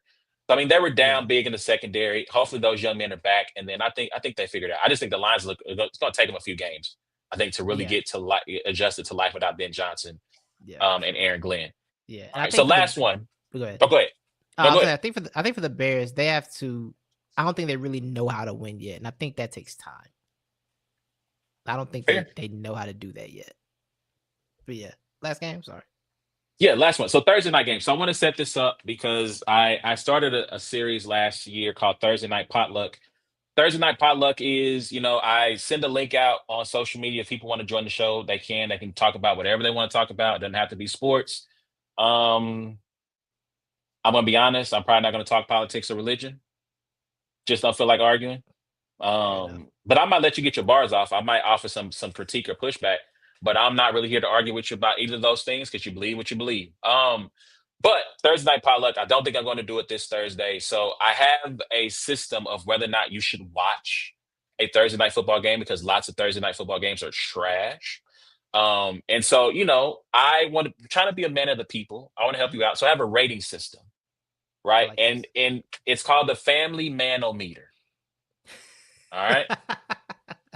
There are four quadrants to the family manometer with a TV dad that represents each one. All right. So the first quadrant, of the family manometer is the family man. It's represented by Uncle Phil. When a game is on paper trash or when it starts off trash, don't spend your time watching it. I don't care if you got fantasy players in it, if you got money on it. You watching is not going to change the outcome. Go spend time with your family. Go be a family man. The second quadrant is complimentary football, represented by Phil Dunphy from Modern Family. Complimentary football, you spend time with your family in the first half. After halftime, you take a peek, see if the game is worth your time. If it's worth your time, then you let your spouse know you're going to be preoccupied for the rest of the night. All right. The third quadrant is the walkthrough, which is represented by Homer Simpson. You might be present in the home, but you are not accountable for anything that's happening in the home during Thursday night football. Every third commercial break or halftime, you might check in quickly with the fam, but once the game starts, that's your focus. And the final quadrant is what family? Represented by Frank Gallagher. What family? It's must see TV. Matter of fact, we got the big TV. We might have the man cave and the big TV set to the game, or you just leave the house completely because you don't want to be bothered. You go into the sports bar, kick it with the homies, and you'll be back once the game is over. So, with that being said, Thursday night we got Packers and Commanders, and I got to say, guys, that's a what family game. That, that's a what family game. Um, we're locked in. Make sure pregame, take care of the kids. If you need help with the homework, you got to go walk the dog, feed the turtle, the fish, whatever little pet you domestic pet you got going on. Make sure they're taken care of because once the game kicks off, we don't care about nothing but the Commanders and the Packers. Honey, whether that be to your husband, your spouse, your whoever or in between, we are locked in on the game. And with that being said, I'll allow you to present your prediction for Commanders and Packers. Yeah. By nature of them being a threat to me, I'm taking the Packers. Because the Commanders are a direct threat. The Packers are a looming threat. The Commanders are a direct threat upon my division. But I got the Packers. Jaws said I got the Packers. I think Jordan Love's gonna hit that mark this year that we've all kind of seen him touch. I think he's gonna hit that this year, and that's a team that's clearly all in and ready to go now. And I think I'm taking the Packers in this one for sure. And at some point, Jane Daniels is good, but at some point that the second year gets everybody, right? Oh yeah. Except Mahomes. The second year two. It was actually the third year for Mahomes, so they finally got him. yeah. The second year gets every rookie, right? So I think I'm gonna take the Packers in this one. This is a tough team. I think they're ready. This is one of their traditional teams they lose to. It's not the 49ers on schedule. I would never. I'd never pick them to beat the 49ers. But yeah, I got the Packers in this one. Jordan Love game. I'm going to go with the Packers too. I think the Packers put everybody on high alert when you got Michael Parsons only playing like half the snaps. But man, did he look good in half the snaps. Yeah. You got Rashawn Gary, who on the other side, who that's a nice compliment on the other side. And listen, that ain't right. That ain't right what they doing. Unless Adoree Jackson is representative of your corners on the outside. When you don't have to be a world beater when you got guys who get to the quarterback in 1.5 seconds. And so I think I think that their defense is going to lead the way. Like you said, I think Jordan Love is starting to turn the corner and become one of the best players in the league. And yeah, I got the Packers. Sorry, my wife is telling me that it is time to go.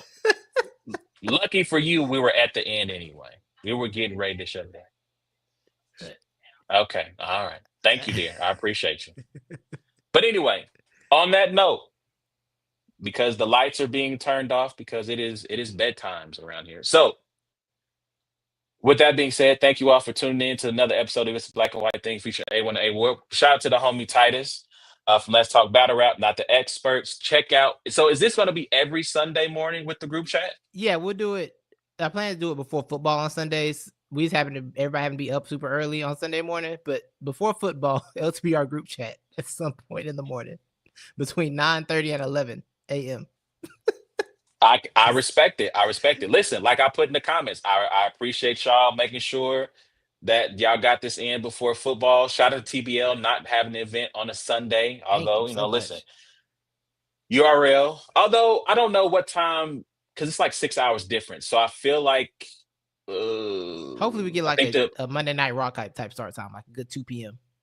Well, I no, the think 2 p.m. is so. I bad on. think Yeah, yeah. shoot. I No, can't that's bad remember. on. I feel like I don't know Yeah, what time that'll be in the States, but we'll figure that out next week. yeah. Um, but that's a Sunday event, but hopefully it won't interfere with too much of football. But please remember you can check out every episode of It's a Black and White Thing by going to the podcast app of your choice. Wherever you find a good podcast, give us 5 stars, leave a comment. You can also check us out on YouTube by searching Brains and Bars. Same thing for the podcast. And the same thing for the socials, Instagram, TikTok, Facebook, and Twitter. Search at Brains and Bars. Until next time, it's been a black and white thing, man. Appreciate y'all. Titus, appreciate you. Shout out to Let's Talk Always, Battle man. Rap. Shout out to Not the Experts. And yeah, man, we holler at y'all. Y'all be easy.